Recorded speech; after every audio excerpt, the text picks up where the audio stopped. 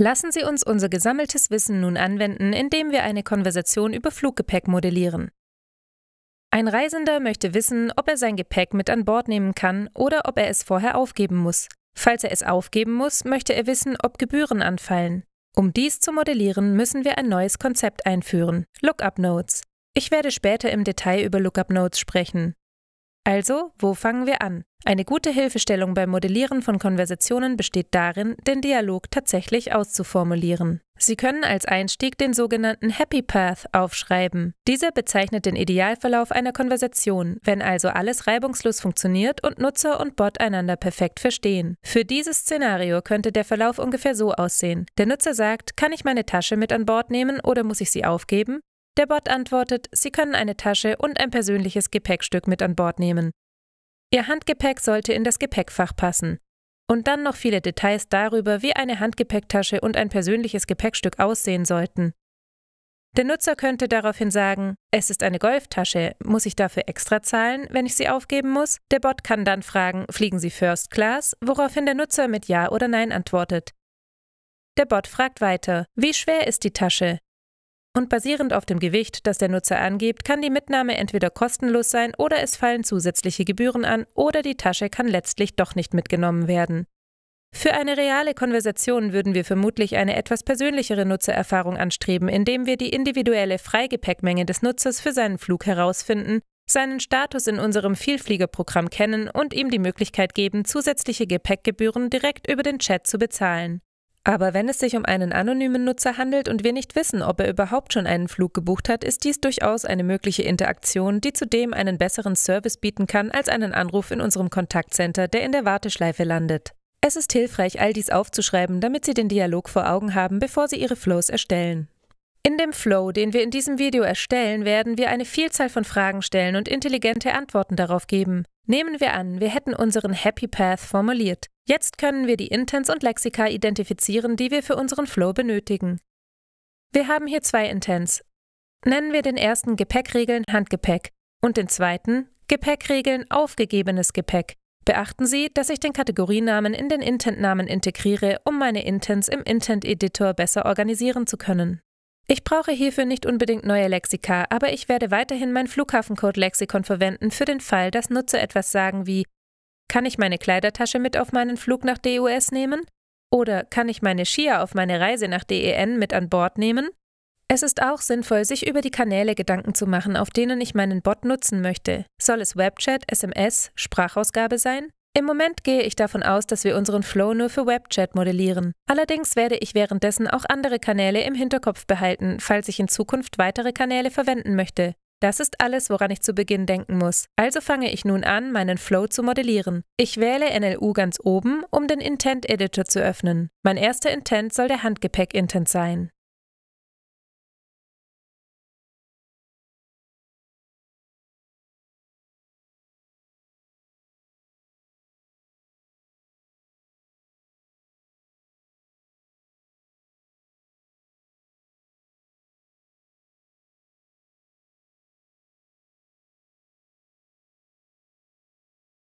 Jetzt erstelle ich einige Beispielsätze.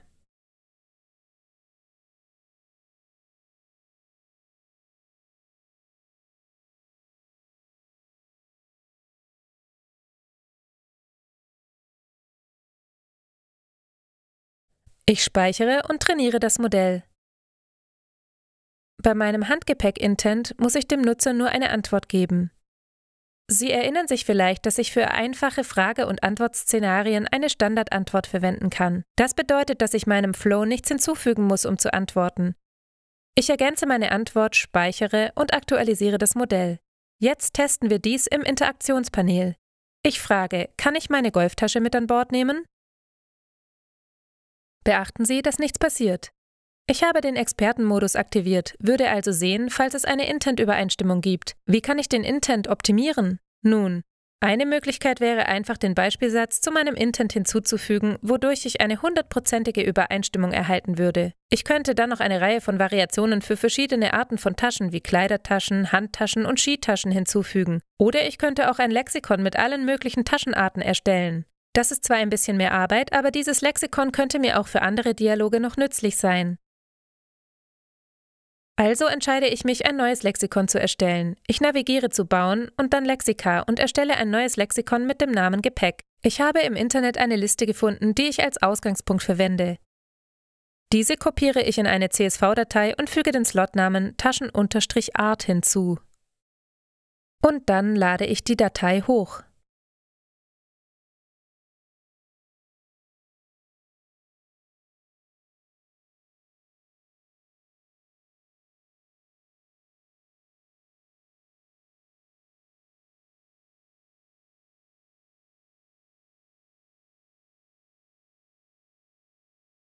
Jetzt füge ich ein paar Synonyme hinzu.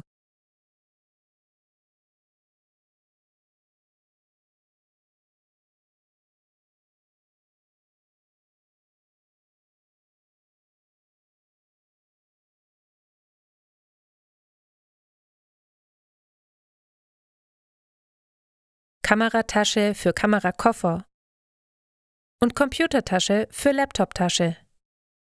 Nun gehe ich zurück zu meinem Flow und klicke auf den NLU-Reiter.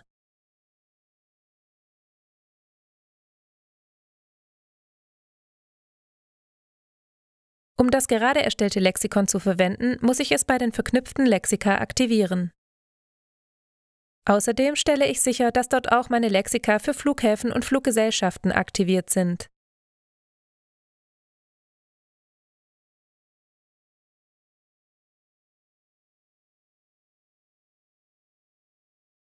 Jetzt aktualisiere ich meine Intents. Den ersten Beispielsatz werde ich annotieren. Ich ersetze Tasche durch Rucksack. Wähle dieses Wort aus und klicke dann auf das Pluszeichen, um meinen Taschen-Art-Slot auszuwählen.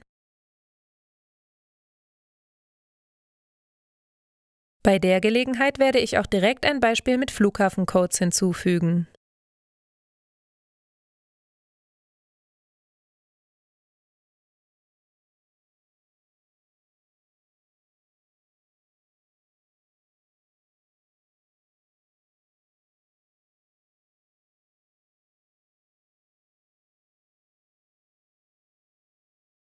Nun trainieren wir das Modell und testen erneut.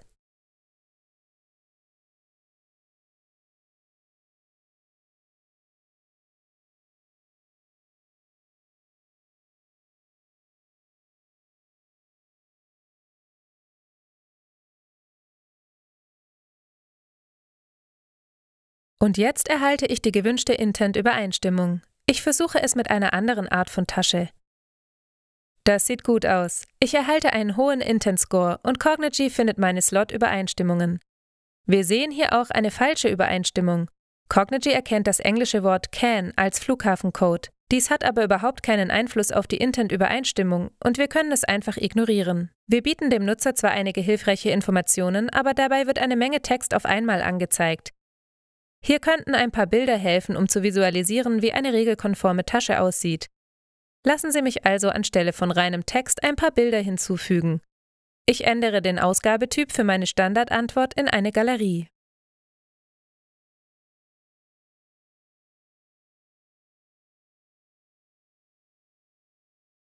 Und ich füge 2 Karten hinzu, eine für Handgepäck und eine für persönliche Gepäckstücke.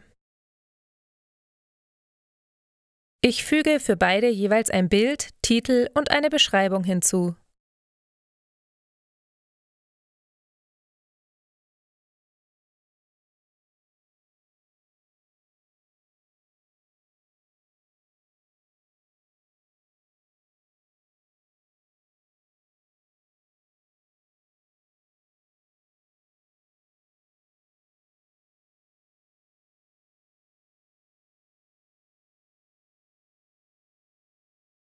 Ich speichere und teste es dann.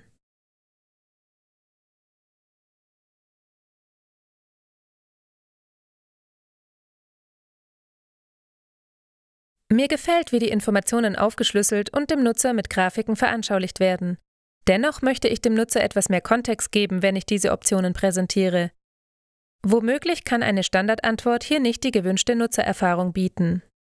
Also werde ich dieses Szenario stattdessen in einem Flow abbilden. Dadurch kann ich Nutzern verschiedene Ausgaben und eine umfassende, kontextbezogene Antwort geben. In meiner Standardantwort klicke ich auf Zurücksetzen, um die Standardantwort zu löschen, und dann speichere ich. Ich wechsle zu meiner Diagrammansicht, um dort etwas zu modellieren. Als ich ausschließlich Standardantworten verwendet habe, hat Cognigy versucht, meinen Intent zu erkennen, um dann darauf zu reagieren. Der Flow hat dabei keine Rolle gespielt. Aber jetzt, da wir in einem Flow arbeiten, müssen wir sicherstellen, dass wir nur Nutzern antworten, die den Handgepäck-Intent auslösen. Ich könnte meinen Flow mit einem If-Statement beginnen. Versuchen wir das mal. Ich füge eine If-Note hinzu und lege als Bedingung Intent gleich Gepäckregeln Handgepäck fest.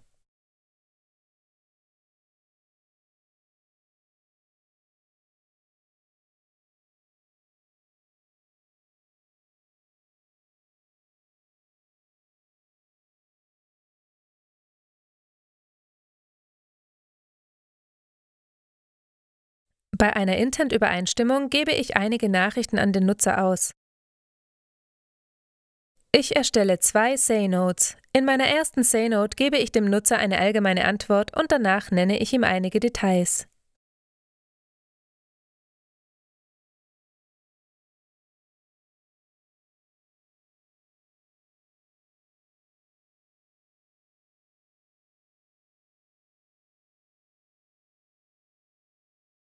Jetzt ergänze ich noch meine netten Visualisierungen.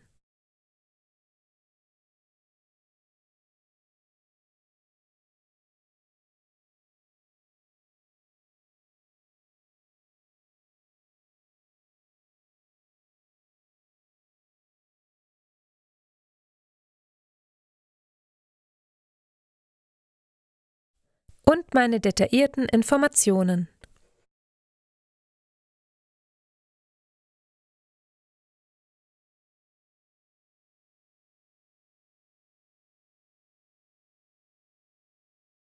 Lassen Sie es uns testen.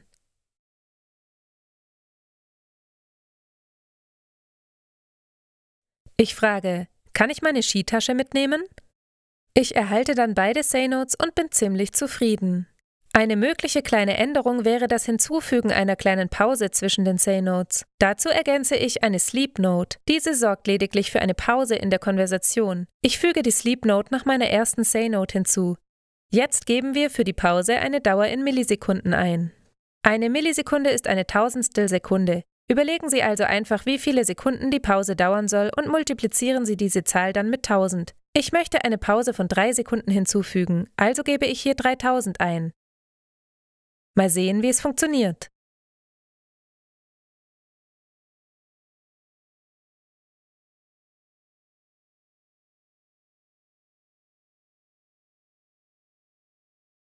Wie Sie sehen, gibt es jetzt eine kleine Pause, die dem Nutzer die Möglichkeit gibt, die erste Sprechblase zu lesen, bevor Cognigy die nächsten anzeigt. Okay, das gefällt mir. Lassen Sie uns einen Schritt zurückgehen, während wir über unseren nächsten Intent nachdenken. Ich habe hier ein If-Statement erstellt, das meinen Handgepäck-Intent regelt. Meinen anderen Intent könnte ich über den Else-Zweig laufen lassen und den Intent dort erneut prüfen. Aber dieser Flow könnte Dutzende von Intents haben und er wäre wirklich groß und verwirrend, wenn ich Dutzende von If-Notes verwenden müsste. Eine Alternative zu If-Notes sind Lookup-Notes. Eine Lookup-Note ist gut geeignet, wenn es mehr als 2 Optionen gibt. Lookup-Notes sind ideal zum Modellieren von Flows mit mehreren Intents.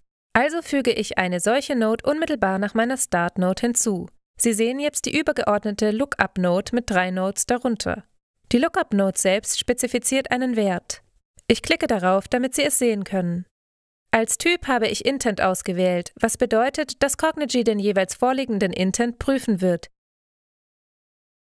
Jede der Case-Nodes unter der Lookup-Note behandelt einen bestimmten Intent-Wert. Ich klicke auf die erste Case-Node und wähle den Intent aus, den ich damit regeln möchte. Ich wähle Gepäckregeln Handgepäck und speichere. Jetzt ziehe ich all diese Say-Nodes unter meine Case-Node.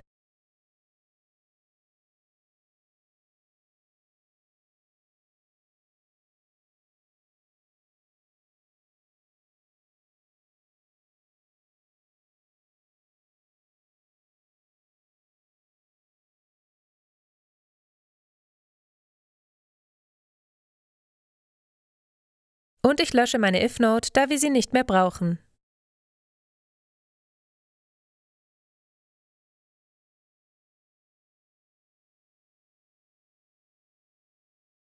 Ich starte einen Test mit „Kann ich meinen Rucksack mit an Bord nehmen?" und erhalte das gleiche Ergebnis, genau wie gewünscht.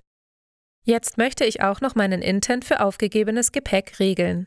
Ich klicke auf die zweite Case Note und füge ihn dort hinzu.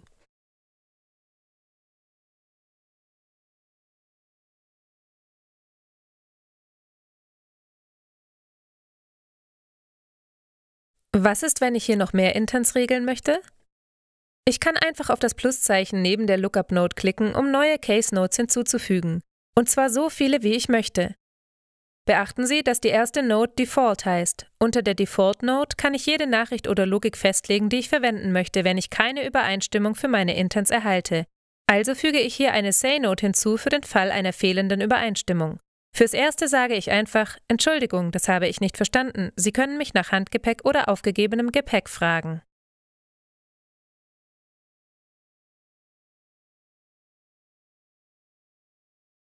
Testen wir es also noch einmal.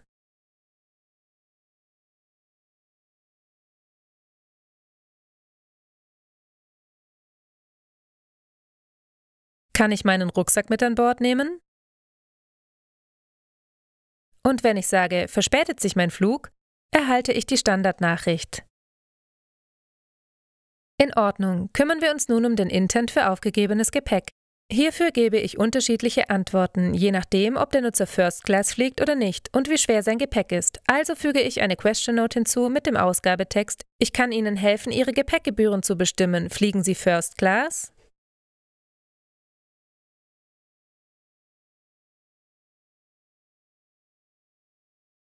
Ich belasse den Typ als Ja-Nein-Frage und speichere.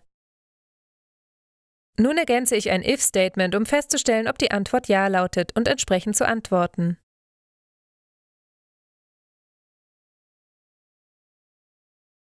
Ich verwende das Last Question Result Token und wähle als Bedingung Ist Ja aus.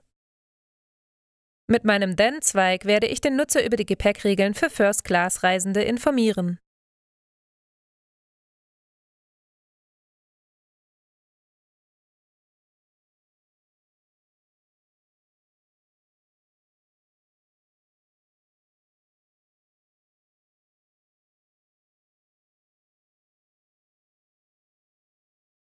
Wenn er nicht First Class fliegt, möchte ich das Gewicht seines Gepäcks wissen, also füge ich eine Zahlfrage hinzu.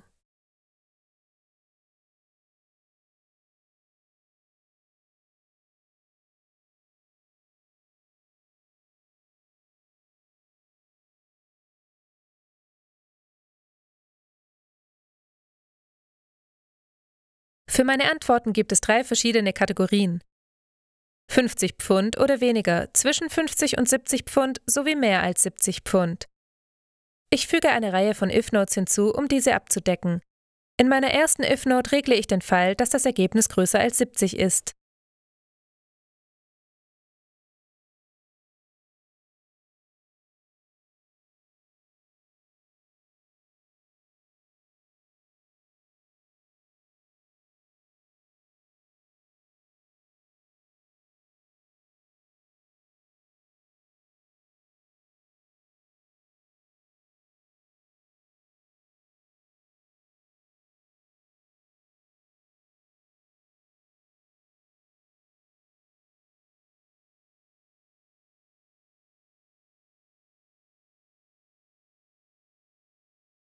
Dann füge ich eine Say-Note hinzu und teile dem Nutzer mit, dass die Fluggesellschaft keine Gepäckstücke über 70 Pfund, also 32 Kilo, akzeptiert. Jetzt füge ich noch eine If-Note hinzu, mit der ich den Fall regle, dass das Gepäck 50 Pfund oder mehr wiegt.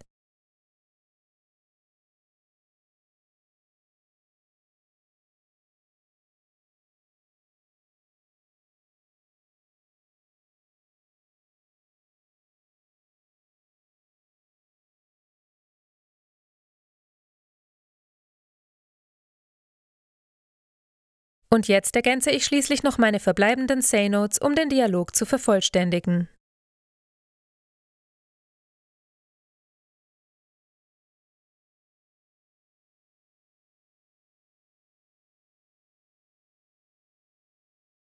Wenn das Gepäck weniger als 50 Pfund wiegt, biete ich den Nutzern einen Link für weitere Informationen. Sie erinnern sich vielleicht aus dem Video über SayNotes, dass ich dies entweder mit Buttons oder mit HTML-Links tun kann. Da ich für keine meiner anderen Antworten Buttons verwende, werde ich einfach einen HTML-Link einbetten. Ich gehe auf die Website, die mir beim Erstellen von Links hilft.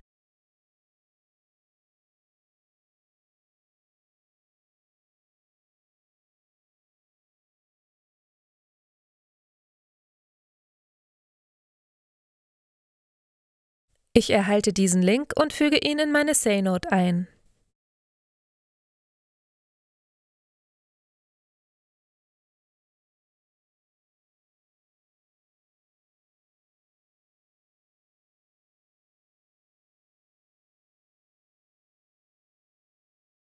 Hoffentlich ergibt das alles Sinn. Zuerst prüfe ich, ob das Gepäck schwerer als 70 ist. Wenn nicht, nehme ich an, dass es schwerer als oder gleich 50 ist. Und wenn auch das nicht der Fall ist, muss es weniger als 50 wiegen. Lassen Sie es uns ausprobieren.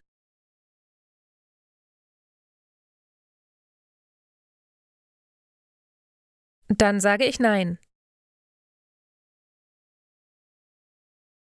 Dann sage ich 10 Pfund und daraufhin erhalte ich eine unerwartete Nachricht.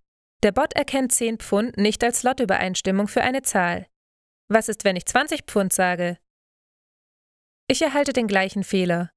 Vielleicht sind hier metrische Angaben erforderlich. Ich versuche es mit 10 Kilogramm und das funktioniert. Warum ist das so? Verlangt Cognigy das metrische System? Das ist nicht das Problem. Ich habe mir den detaillierten Cognigy-Kontext angesehen, den wir im Flow-Entwicklertraining ausführlich behandeln werden und festgestellt, dass Cognigy 10 Pfund als Geldslot erkennt. Es ist eine Übereinstimmung mit der britischen Währung und nicht mit einer Zahl. Also wie löse ich dieses Problem? Es gibt dafür verschiedene Möglichkeiten. Ich könnte zu Verwalten und dann zu Einstellungen navigieren und den Geldslot deaktivieren. Das würde funktionieren, wenn ich in diesem Flow keine Geldslots verwende. Aber nur für den Fall, dass ich das in Zukunft doch tun möchte, brauche ich einen anderen Ansatz. Ich könnte den Nutzern Quick Replies anbieten, also 3 Quick Reply Buttons erstellen und die Nutzer auf eine Option klicken lassen. Als Postback Value könnte ich Zahlen festlegen, die jeweils meinen Kategorien entsprechen. Das ist eine schöne Lösung, funktioniert aber nur, solange die Benutzer auf die Buttons klicken. Aber beispielsweise in einem Sprachszenario könnte man diese Option gar nicht sehen. Die einfachste und umfassendste Lösung ist, den Fragetyp in eine Textfrage zu ändern. So kann der Nutzer eine beliebige Eingabe machen und Cognigy ermittelt über die integrierte Slot-Erkennung das jeweilige Ergebnis.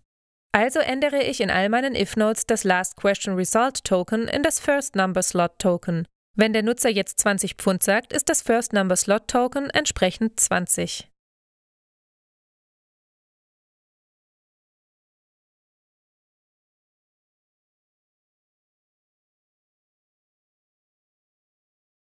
Starten wir einen weiteren Test.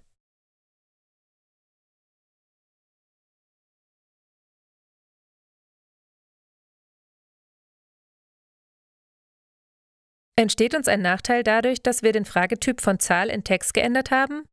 Nun, da der Nutzer jetzt eine beliebige Eingabe machen kann, müssen wir berücksichtigen, dass er vielleicht überhaupt keine Zahl eingibt. Um die Dinge nicht unnötig zu verkomplizieren, überprüfe ich, ob eine Zahl angegeben wurde, und wenn nicht, gebe ich einfach einen Link zur Website aus. Ich füge unter meiner Frage eine neue if-Note hinzu.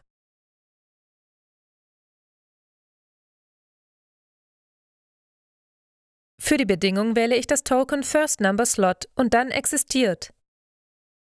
Das bedeutet, wenn der Nutzer eine Zahl eingegeben hat, fahren wir mit dem Flow fort. Andernfalls nennen wir ihm einfach den Link. Ich ergänze eine SayNote mit den Link-Informationen in meinem Else-Zweig.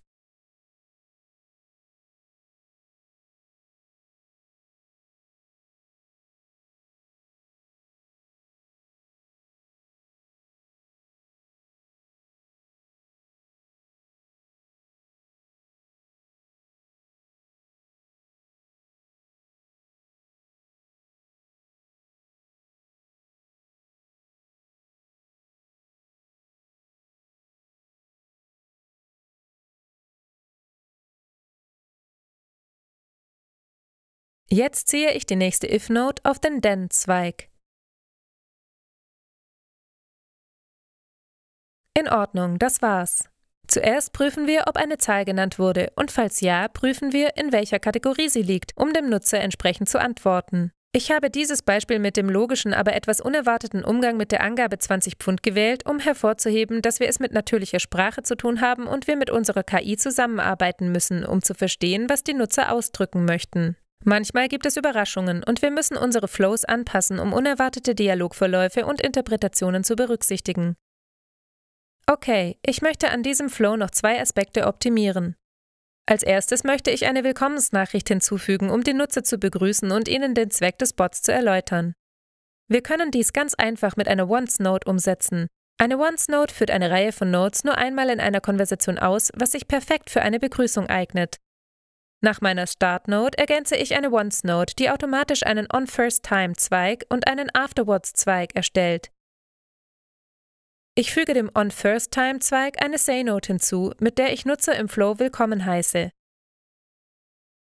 Ich erstelle eine Galerie und füge eine Karte hinzu.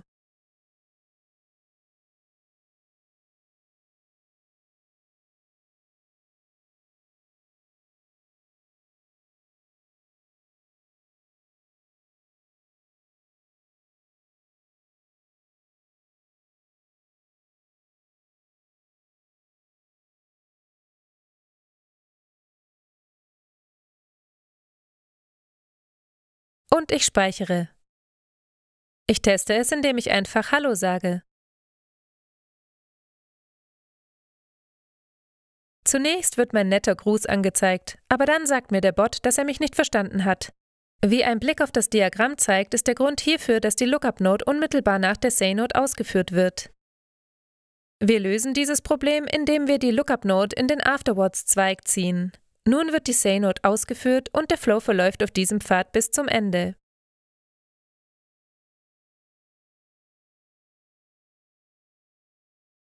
Als zweiten Punkt möchte ich meinen Default-Intent etwas schöner gestalten. Wenn ich jetzt etwas sage wie „Ich möchte meinen Flugstatus überprüfen“, erhalte ich die Entschuldigung, das habe ich nicht verstanden Antwort. Ich möchte Nutzern hier lieber Fragen nahelegen, die der Bot tatsächlich verarbeiten kann, indem ich einige Quick Replies hinzufüge, die automatisch einen bestimmten Intent auslösen. Ich öffne die Say-Note und ändere den Ausgabetyp in Text mit Quick Replies.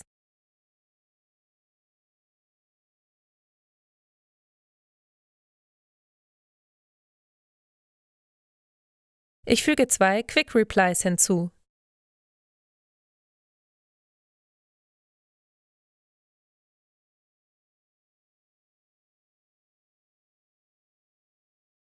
Bei der ersten gebe ich als Button-Titel Handgepäckregeln ein. Als Postback-Value verwende ich See-Intent Gepäckregeln Handgepäck. Ich erläutere dies gleich näher. Für die andere Quick Reply verwende ich als Button-Titel Gepäckgebühren. Als Postback-Value gebe ich hier See-Intent Gepäckregeln aufgegebenes Gepäck ein. Die Notation See-Intent gefolgt vom Namen eines Intents weist Cognigy an, automatisch eine Übereinstimmung für den jeweiligen Intent auszulösen.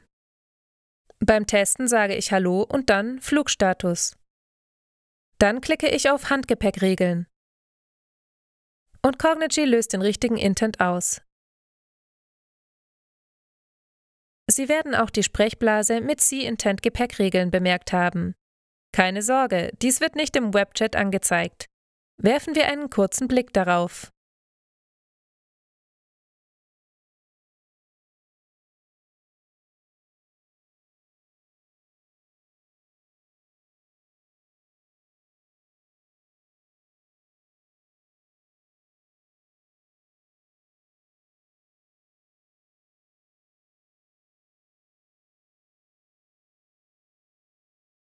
Im Webchat gibt Cognigy den Button-Titel aus und leitet den Nutzer zum richtigen Intent.